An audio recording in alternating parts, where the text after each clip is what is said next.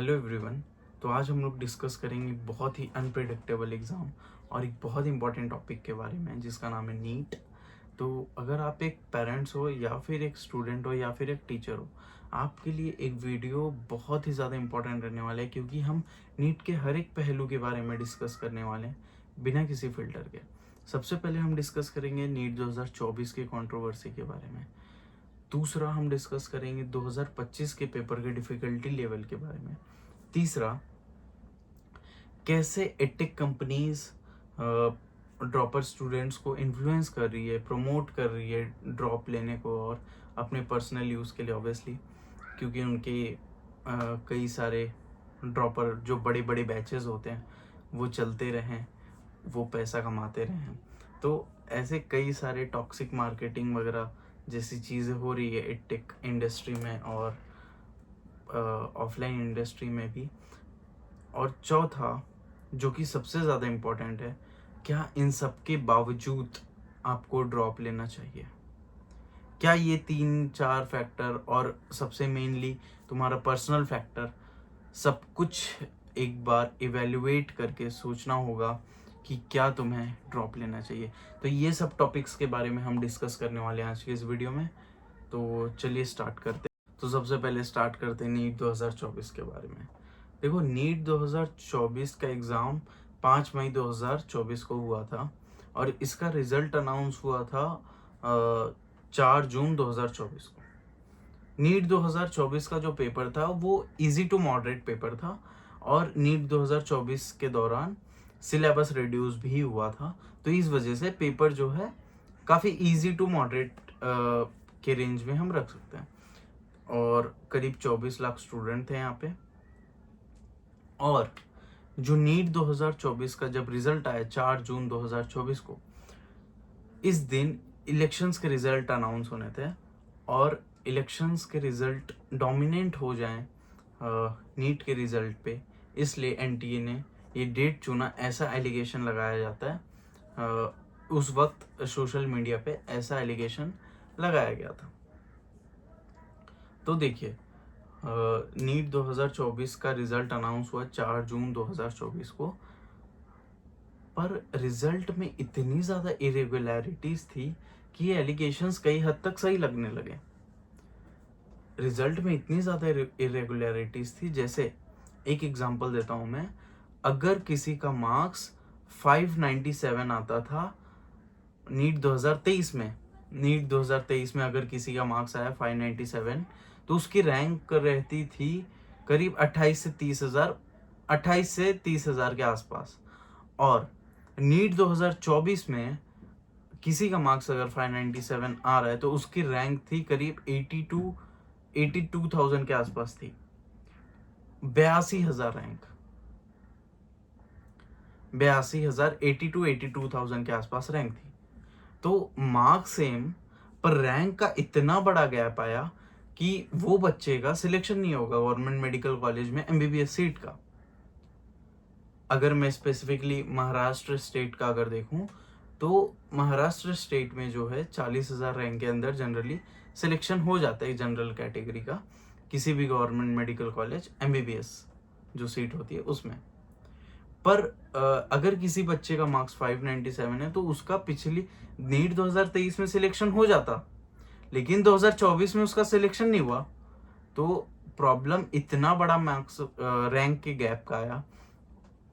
तो ऐसा सिर्फ मैंने एक उदाहरण दिया है आपको, ऐसे कई सारे एग्जाम्पल्स हैं जिनका जो बच्चे अफेक्ट हुए हैं। जैसे कि यूट्यूब पे एक श्रद्धा पांडे करके है, जिनका पिछली साल नीट में 651 मार्क्स आया था, शायद 651 मार्क्स आया था। मैं लिंक डाल दूंगा, यहाँ पे लिंक आ जाएगा आपको। तो जिनका पिछली साल 651 मार्क्स आया था, पर उनका स्टेट था यूपी। तो यूपी था और उनको कॉलेज नहीं मिला, एमबीबीएस गवर्नमेंट मेडिकल कॉलेज नहीं मिला, क्योंकि यूपी हाई स्कोरिंग स्टेट में आता है। तो उनकी जो स्टेट कट ऑफ होती है वो काफ़ी हाई जाती है। तो जिस वजह से उनको यूपी में कॉलेज नहीं मिला। फिर उन्होंने वापस तैयारी करना स्टार्ट किया बिना किसी बीडीएस सीट या बीएमएस सीट के। तो उन्होंने वापस स्टार्ट करना चालू किया, वापस से स्टार्ट किया उन्होंने नीट की तैयारी। फिर उन्होंने नीट 2025 के लिए अपीयर किया और उनके इस बार मार्क्स आ रहे कुछ 480 के आसपास। तो ये मैं तुम्हें एक दो एग्जांपल्स दिया, ऐसे हज़ारों एग्जांपल्स हैं। यहाँ पे मैं कमेंट्स डाल दूंगा, जो बच्चे अपनी तरफ से बोलना चाहते हैं उनकी काफ़ी दर्द है। इस एग्ज़ाम ने कई स्टूडेंट्स को अफेक्ट किया है, ठीक है। तो इस तरीके से ये एग्ज़ाम जो है नीट, ये कई सारे स्टूडेंट्स के इमोशंस, उनके फिजिकल हेल्थ, उनके मेंटल हेल्थ, कई सारे स्टूडेंट्स के साथ खेल रहा है। इवन कई लोग 10 से 15 किलो वेट गेन कर लेते हैं तैयारी के दौरान। तो इस तरीके से बहुत ही ज़्यादा मेंटली एग्जॉस्ट किया जा रहा है। मतलब स्टूडेंट्स सेलेक्ट हो ही रहे हैं, पर ड्रॉप के दौरान, फुल ड्रॉप के दौरान मेंटली बहुत स्टूडेंट एग्जॉस्ट हो जाते हैं। तो ये थी बात नीट 2024 की।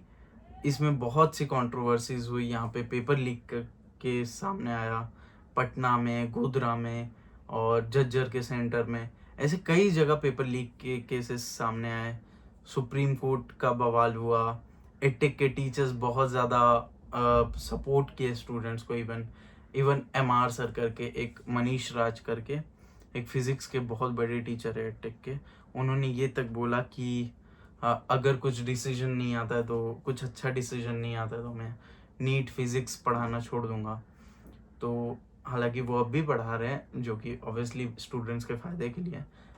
पर ऐसे कई सी चीज़ें हुई, स्टूडेंट्स को बहुत हेल्प मिली एटेक के टीचर्स से। अलक पांडे सर जो हैं, वो सुप्रीम कोर्ट में PIL फाइल किए, तो 1563 स्टूडेंट्स का वापस से नीट एग्ज़ाम हुआ। पर हालांकि इन सब चीज़ों से एट लास्ट स्टूडेंट अफेक्ट काफ़ी ज़्यादा हुआ है। अगर मैं एक शॉर्ट में बताऊँ तो कुछ न्याय नहीं मिला, किसी भी स्टूडेंट को कुछ न्याय नहीं मिला। इस 24 लाख स्टूडेंट को जो इस आस में बैठे थे कि नीट अब क्लियर हो गया है, अब मेडिकल कॉलेज जाएंगे। तो इस तरीके से स्टूडेंट्स के ऊपर काफ़ी ज़्यादा बोझ डाला गया। तो चलो ठीक है, यहाँ तक, इस सदमे तक स्टूडेंट बाहर निकलने की कोशिश कर रहे थे और उन्होंने नीट अपीयर किया, वापस से नीट अपीयर किया। अब स्टूडेंट का मेंटल स्टेट क्या होता है?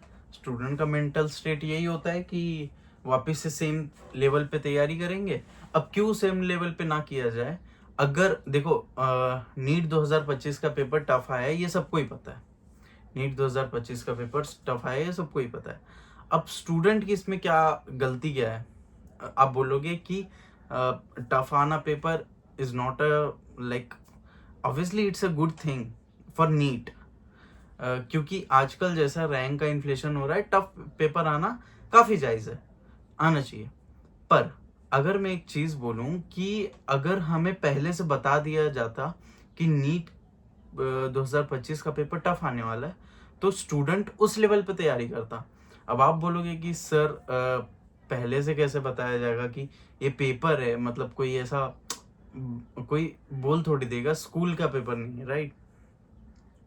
लेकिन नीट एग्ज़ाम के पहले मॉडल क्वेश्चन पेपर रिलीज किए जाते हैं एनटीए के थ्रू नीट के मॉडल क्वेश्चन पेपर रिलीज किए जाते हैं। अगर उस क्वेश्चन पेपर में भी टफनेस होता उस लेवल का, तो स्टूडेंट्स तैयारी करते, कुछ टाइम मिलता तैयारी करने को, पर स्टूडेंट्स तैयारी करते, राइट? पर ऐसा कुछ हुआ नहीं। वो पेपर काफ़ी इजी से मॉडरेट के बीच में था, जो मॉडल क्वेश्चन पेपर एनटीए ने प्रोवाइड किया था।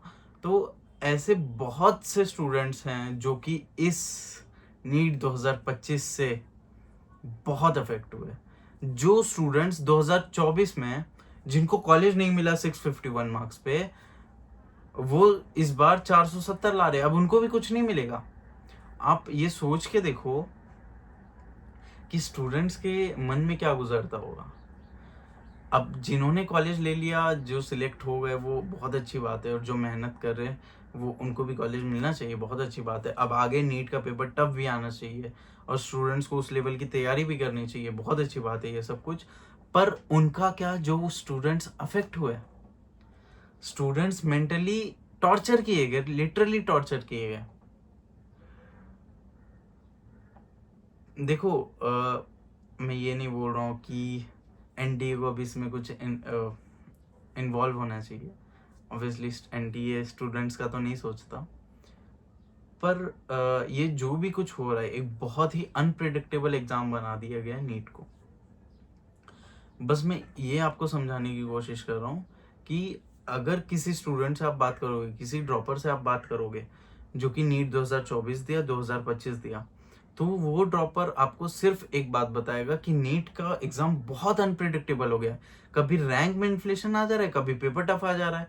अब क्या पता अगले साल भी कुछ हो जाए ऐसा, फिर लास्ट में आप बोलोगे रिजल्ट के दिन, एग्जाम देने के आने के बाद भी हो सकता है बोल दो कि पेपर में कुछ अनप्रिडिक्टेबिलिटी थी, इस बार भी सिलेक्शन नहीं होगा, फिर से एक अच्छे अटेम्प्ट के लिए आप तैयारी करने जाओ।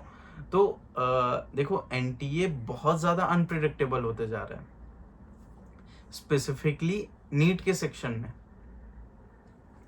तो सबसे ज़्यादा ज़रूरी है इस चीज़ को समझना कि क्या एक ड्रॉप और लेना चाहिए, क्या एक बार और ड्रॉप लेके आप गवर्नमेंट एमबीबीएस सीट ले सकते हो।